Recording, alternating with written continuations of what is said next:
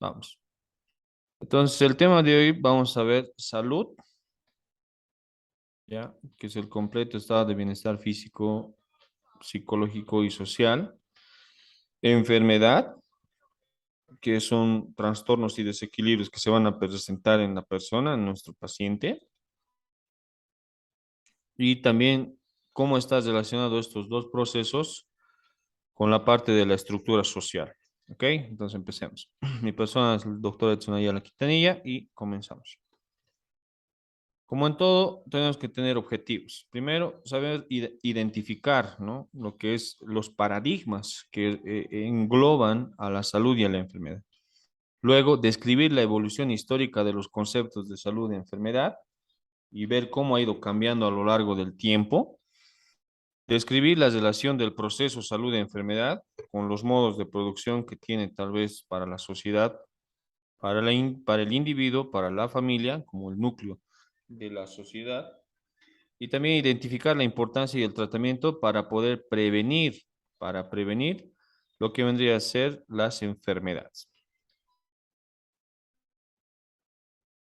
Muy bien.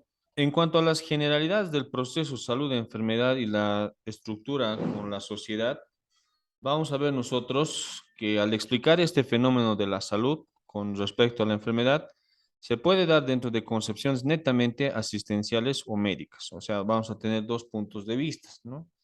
Y estos dos puntos de vista son el enfoque reduccionista, netamente reduccionista biológico, y los determinantes sociales que engloban este proceso de la salud y de la enfermedad. ¿Está bien? Y ahora vamos a ver lo que sería el proceso, o mejor dicho, la génesis o la evolución que tenemos de las enfermedades. ¿Cómo surgen las enfermedades? ¿Cómo van a evolucionar estas enfermedades? Pueden ser evoluciones de forma favorable o desfavorable que vamos a tener ya en los seres humanos y tienen necesariamente una esencia biosocial. ¿Ya? La conceptualización de Zagatovsky y de Initop refiere a dos causas, ¿no? Estos dos nos ponen que la enfermedad se presenta por dos causas. Una de estas causas vendría a ser la causa genética. Y ustedes ya saben que la causa genética está relacionado con todo lo que vendría a ser los genes. La carga genética que tiene en todo caso el individuo. Aquí también no se olviden que deberíamos hablar del fenotipo, genotipo, fenotipo. Los dos están relacionados, ¿no? Ahora también se pone, ¿no?, en manifiesto lo que sería la causa estructural, ¿ya? Y también vamos a ver estos dos puntos de vista, ¿no? Entonces, la causa genética y la causa estructural en relación a la enfermedad. Y también Virchow ha acotado, ¿no?, este proceso de enfermedad, con lo que vendría a ser si existen algunos agentes que van a causar tal vez esta enfermedad que ha ido evolucionando a lo largo de la historia. Una concepción que nosotros tenemos que tener es la concepción mágico-religiosa, como estamos viendo en este momento, e indica que las antiguas civilizaciones durante la historia creían que el origen de las enfermedades era por la acción de los demonios, o sea, seres malvados, y también las fuerzas oscuras que atacaban al ser humano. ¿Por qué atacaban al ser humano? Pues en la antigüedad se creía que era un producto de los malos actos o de los malos procederes que tenía en este caso el ser humano. Asimismo, otra de las causas de las enfermedades estaba en manifiesto o se basaba en los dioses, como estamos viendo nosotros aquí, ¿sí? Los dioses, quienes imponían las enfermedades como una especie de castigo divino por haber desacatado los designios de estas deidades. Y la cura a estas debían ser bajo el mismo régimen espiritual, o sea, procesos a través de la hechicería o la brujería o el chamanismo y otros más que se nombran. Entonces, de este punto de vista hay una concepción mágico-religiosa en relación a la salud y a la enfermedad. ¿Está bien? Sigamos. Y se les echaba la culpa a los demonios y más adelante a los dioses. En la Edad Antigua hablamos en la relación del tema, se van a destacar tres deidades, ¿no? Tres divinidades: Asclepio, Higia y Panacea. Ahora, para lo que vendría a ser los seguidores de Esculapio, la vida humana sufría de imperfecciones, enfermedades, y el papel de los hombres era restablecer este proceso de la salud, ¿no? Y nosotros vemos aquí esta vara, ¿no? La vara de Esculapio con una serpiente a su alrededor, que es parte de nuestro logotipo hasta el día de hoy. O es una imagen que representa a nosotros. En este caso vamos a ver la representación de la unión de la salud, es del estar bien, de la cotidianeidad, ¿sí? Con la higiene, con las prácticas y los valores y conocimientos que contribuyen a estar bien, ¿no? Ese es Igea. Igea. Y Panacea, en tanto, quedaba ubicada como la hermana de Igea, que es la diosa que complementa a esta última, y es la diosa del tratamiento. También era considerada como la diosa de la curación por hierbas medicinales. Continuamos y en la Edad Antigua vemos que Platón, en cambio, consideraba que la salud y la enfermedad se encontraban determinadas por un principio no material, o sea, algo que no podíamos tocar, no podíamos ver, pero estaba presente. Tomaba como punto de partida también el alma divina y la apnea, que son los procesos patológicos que se producen por las modificaciones de las mismas en el organismo y su influencia sobre los órganos. ¿Está bien? Entonces aquí ya medio que iba cambiando, ¿no? El proceso de la identificación que teníamos en relación a la enfermedad. Y aquí por primera vez nos dice que si la enfermedad se presentaba, era por algo que nosotros no podíamos observar, algo que no era material. Entonces, en cierto modo nos está indicando, nos está llevando a cabo a este proceso que se llama los microorganismos. ¿Sí? Muy bien. Si nosotros avanzamos y entramos ya, pasamos de la edad antigua y entramos a la edad media, durante este proceso nosotros vamos a poder ver características bien interesantes. Y dice que tiene su desarrollo entre el siglo V y el siglo XV. Y comienza con la desintegración del Imperio Romano de Occidente en el siglo V. Y va a finalizar y acaba la Edad Media con la toma de la ciudad de Constantinopla en el año 1453. O sea, hay un periodo, ¿no? Entre el siglo V y hasta el siglo XV y termina cuando se ha llegado a tomar Constantinopla en 1453. El saber de la época se encontraba bajo la dominación de la Iglesia Católica, que era una de las entidades bien influyentes para aquel entonces, y de la enseñanza escolástica que se tenía. Ahora, hay que tener en cuenta un punto bien interesante, ¿no? Yo sé que muchos de ustedes tal vez tengan algún tipo de religión, tal vez pertenezcan a alguna iglesia, la cual se respeta y tienen todo mi respeto y educación a las creencias que cada una de las personas tal vez en la clase tenga. Pero les comento desde el punto de vista histórico, la iglesia ha sido fundamental para, por así decirlo, el adoctrinar a otras culturas. En el nombre de la iglesia se podía iniciar tal vez una guerra y en el nombre de la iglesia y de Dios se podría proceder de alguna o de otra forma, según la iglesia católica creía que era correcto.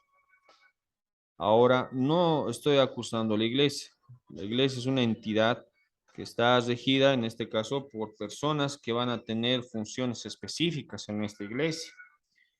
Y cabe recalcar que tenían grande influencia, ¿no? En esta Edad Media, también así llamada como la Edad Oscura, en la cual solamente se podía creer en todo lo que la Iglesia Católica dictaminaba.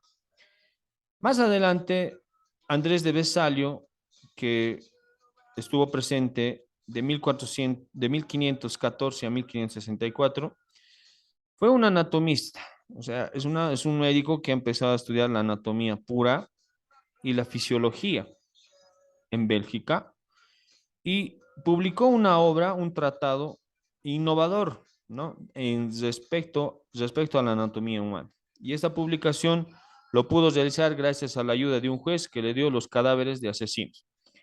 Este punto es bien interesante, les comento. Yo sé que ustedes agarran su texto de morfo, agarran su texto de morfofunción sobre todo, y nos indican, ¿no? Características, pesos que podemos tener nosotros en los órganos específicos. Por ejemplo, la piel tiene un tamaño de 2.2 metros cuadrados. El encéfalo, ¿no? Que tiene alrededor de 100.000 millones de neuronas. Eso decían hasta antes de la 15ª edición, hasta la 13ª edición. ¿Ya? Pero posteriormente el libro nos indica que tiene otro tipo de peso y que tiene otro número de neuronas. ¿Ya? Según el libro, nos indica en la página de morfofunción 404, indica que con un peso de solo 2 kilogramos, alrededor solamente del 3% del peso corporal, es uno de los más pequeños y sin embargo es uno de los más complejos, ¿no? Ahora, si nos vamos más adelante, puedo ver las medidas que yo voy a tener de la médula espinal, del encéfalo, ¿sí? Y, por ejemplo, ¿cuánto creen ustedes que será la longitud de la médula espinal? ¿Quién me puede decir? O en todo caso, ¿quién me puede decir, cualquiera de los estudiantes que están participando en la clase, podría decirme cuánto es que pesa el encéfalo? ¿No? ¿Alguien tal vez?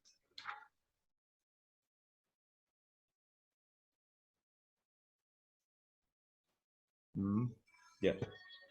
Muy bien, esto está en el capítulo número 14 del libro de morfofunción y me indica que tenemos nosotros aproximadamente que pesa el encéfalo unos 1.300 gramos, ¿ya?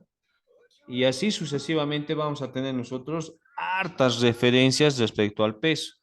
Yo les pregunto, ¿cómo es que han llegado hasta ese punto? O sea, de decir, el hígado pesa tanto, el corazón pesa tanto, el encéfalo pesa 1.300, ¿no?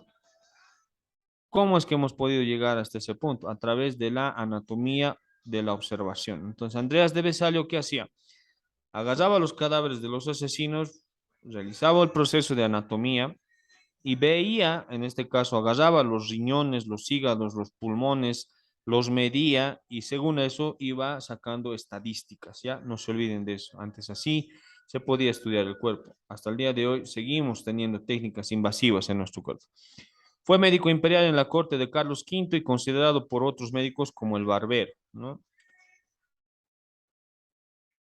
Andrés de Vesalio basó sus estudios anatómicos en la observación directa, como les acabo de mencionar, y es considerado como el fundador de la anatomía moderna. Fue perseguido y castigado por las autoridades eclesiásticas porque ellos determinaban que algunos de sus procedimientos no eran aprobados por la Iglesia Católica. Pasando al siguiente tema o siguiente subtítulo, por así decirlo, vamos a hablar un poco acerca de los diferentes tipos de estatus sociales que se han presentado. Por ejemplo, el esclavismo. En esto, en este esclavismo es la explotación del hombre por el hombre. Los esclavos por guerras, ¿no? Existían esclavos por guerras que se han ganado o perdido, por deudas o a veces por la fuerza. Había lo que se llamaba el sometimiento de los pueblos y hablábamos por primera vez de la propiedad privada y también de algunos determinantes que nosotros teníamos si aceptábamos o no aceptábamos, ¿no? Esta propiedad es la propiedad privada. Y desde este punto se ha empezado a partir lo que vendría a ser la división de clases sociales. Mm, es bien interesante esto porque hasta el día de hoy seguimos teniendo en nuestro país y en otros países descendientes africanos, ¿no? Que ocupan diferentes tipos de regiones en nuestro cuerpo, perdón, que ocupan diferentes ubicaciones en lo que vendría a ser nuestro país, en nuestro territorio, ¿ya? Entonces, es un modelo en el cual la salud se ha visto implicada, ¿no? En este caso, como les dije, ¿no? Surge la propiedad privada y los medios de producción. Para aquel entonces, la producción de materia prima era uno de los fuertes de cada uno de los países, ¿no? Productores de materias primas. Aparecen las clases sociales, ¿no? Como antagonistas, opuestos, como los esclavistas y esclavos. Y se presentaba lo que les he dicho hace rato, la explotación del hombre por el hombre, ha habido un aumento de la producción y en el comercio aparecen los mercaderes y los comerciantes y aparece el desarrollo de la moneda, ¿no? Y empieza lo que vendría a ser el sistema económico mundial que facilita el intercambio de los productos.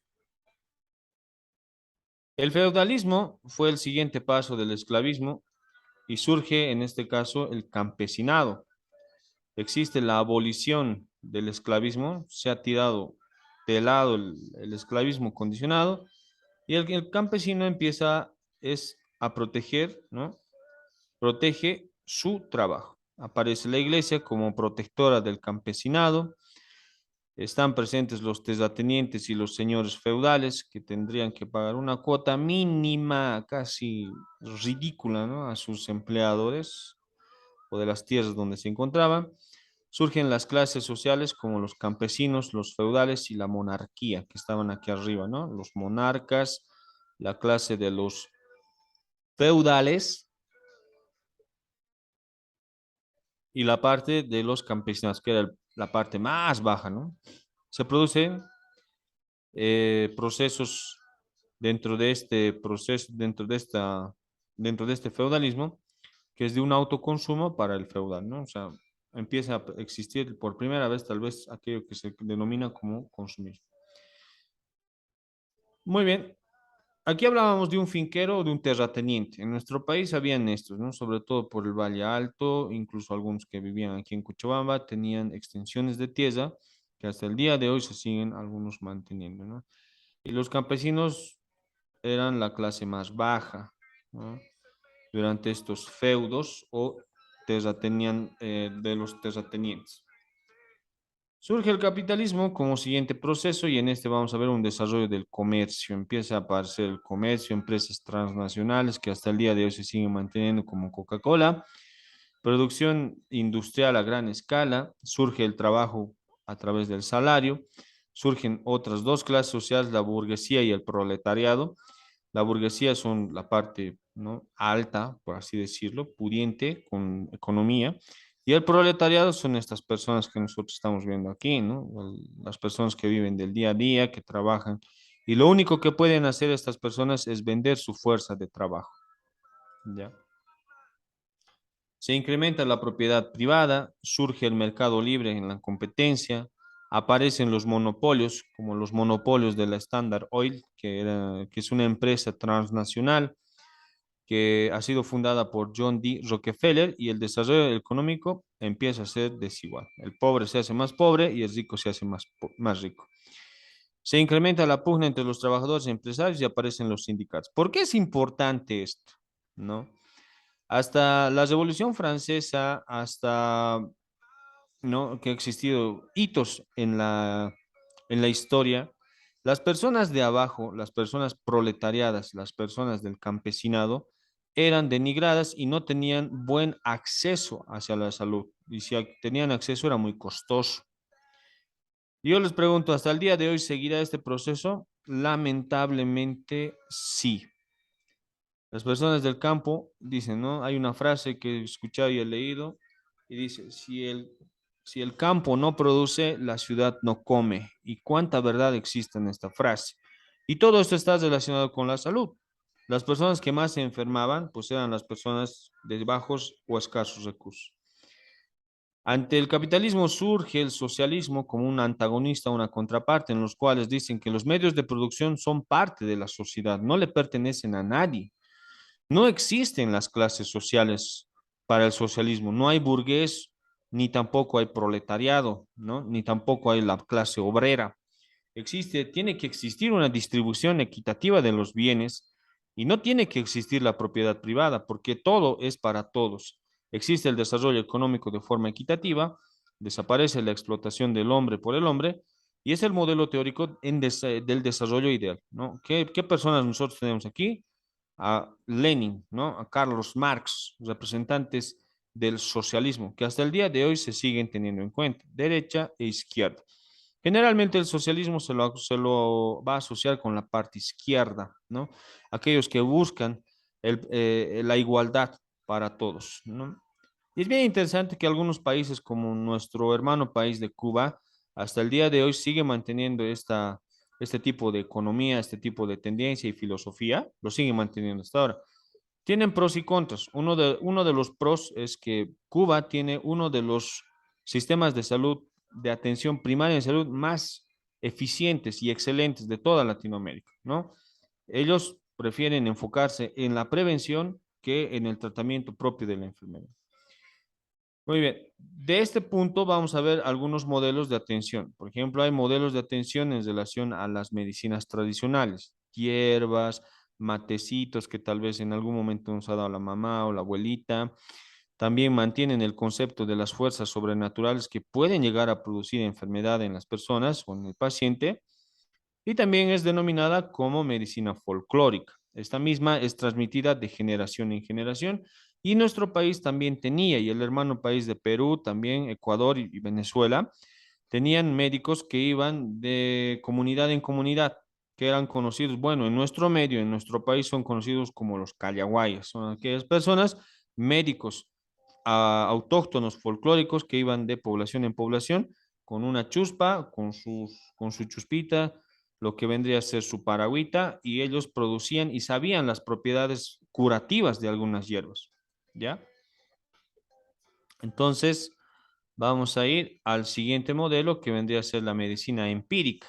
La medicina empírica habla de cómo yo he aprendido. Eso es empirismo, aprender y aplicar lo que yo he aprendido. Pero generalmente les comento, chicos, que esto no se aplica a todos y hay un término que ustedes tienen que aprender, grábenlo en su memoria, que se llama idiosincrasia. La idiosincrasia es un término que van a utilizar mucho y lo van a ver mucho en medicina a lo largo de todo el desarrollo de su carrera e implica en términos simples para que me entiendan que todo cuerpo no reacciona igual que otro cuerpo.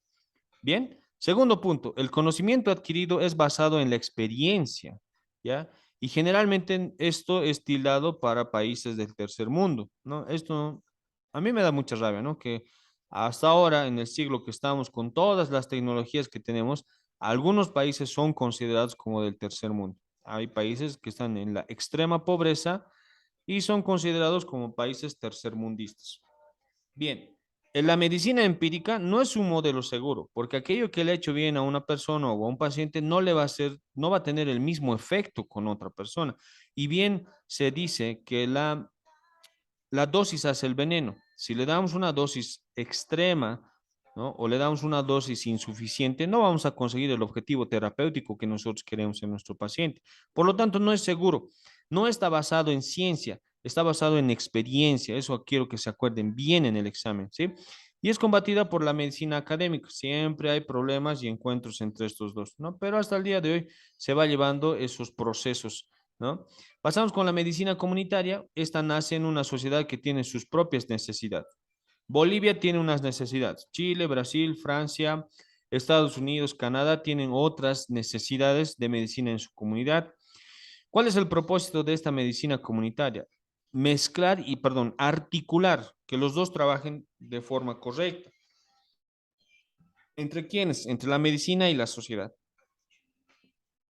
Entonces, esto surge con un objetivo, con estos objetivos, prevenir las enfermedades infectocontagiosas, la educación en salud a la familia y a la comunidad y elevar el nivel alimenticio de las personas y la participación comunitaria de las actividades en cuanto a la promoción de la salud.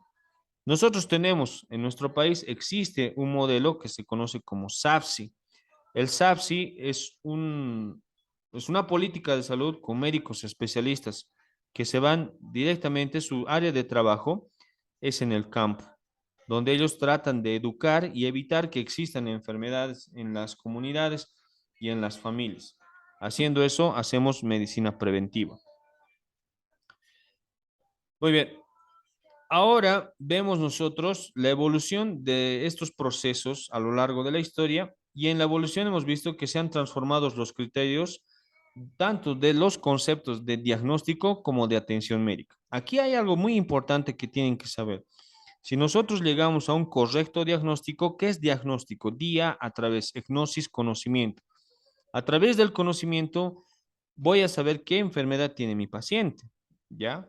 Ahora, si yo doy un correcto diagnóstico, voy a dar un correcto tratamiento, pero si me equivoco yo en el diagnóstico, voy a dar un tratamiento equivocado en mi paciente. Ahora, hay cambios tecnológicos tanto cuantitativos como cualitativos. Por la parte cuantitativa me habla de los números y por la parte cualitativa me habla acerca de su eficacia o de su eficiencia, ¿no? Capítulos importantes de esto que nosotros vamos a ver, que están viendo ustedes en la imagen, son eh, importantes en la morbilidad. Morbilidad, chicos, quiere decir enfermedad, que una persona tenga la posibilidad o la capacidad de poderse enfermar. También vamos a ver lo que vendría a ser las infecciones sociales, las enfermedades metabólicas, como estamos viendo aquí, y las neoplasias. ¿Mm? En este caso, en la parte superior de la imagen, vemos una persona que tiene lesiones en la parte anterior del brazo y del antebrazo, justo en la articulación del codo. También enfermedades sociales, por ejemplo, la depresión, el alcoholismo, la drogadicción y enfermedades metabólicas que se dan por alimentaciones incorrectas, generalmente por alimentos procesados que vamos a consumir. ¿Está bien? Bien. Desde el punto de vista social, vamos a ver nosotros las enfermedades infecciosas que tienen ese tinte o esa condición social.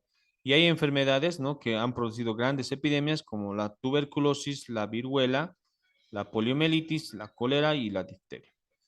Si bien estamos viendo esta viruela símica, la viruela del mono, es como la llaman, no es una, generalmente hay cepas, ¿no? Familias que vamos a tener, pero no son tan graves en la mayoría de las personas, según la Organización Mundial de la Salud, pero sí van a dejar lesiones bien deformantes, se podría decir, y tienen un contraste social y existe en este caso la falta de sanidad pública, puede existir la mala alimentación en relación a la sociedad, una vivienda que no esté adecuada para poder habitar y la falta de vacunación.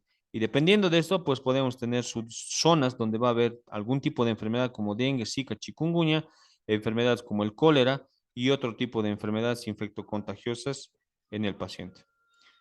Las enfermedades sociales abarcan más allá de las enfermedades de desgaste, de nutrición y de las neurosis y también de los traumas, ¿ya?